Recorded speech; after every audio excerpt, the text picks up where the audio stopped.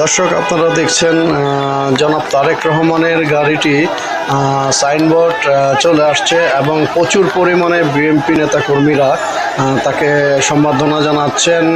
জনাব তারেক রহমান বাংলাদেশের প্রধানমন্ত্রী, তিনি চাঁদপুরের সমাবেশের জন্য রওনা দিয়েছেন এবং প্রচুর পরিমাণের বিএনপি সমর্থক নেতাকর্মীরা তার গাড়ির বহরের সামনে তার সাথে কৌশল বিনিময়ের জন্য চেষ্টা করছেন।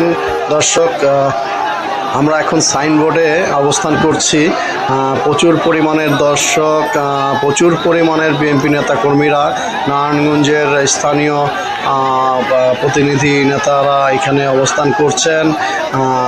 প্রচুর নেতাকর্মী, দর্শক আপনারা দেখতে পাচ্ছেন জনাব তারেক রহমানের গাড়িটি ধীরে ধীরে চলে যাচ্ছে। দর্শক দেখছেন আপনারা সাইনবোর্ডের যে রোডটি, ঢাকা চিটাগং রোড, এই রোডটি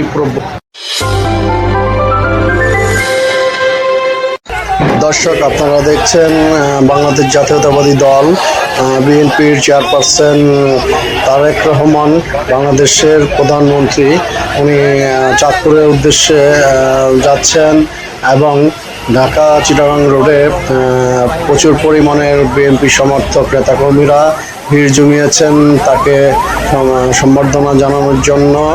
আমরা এখন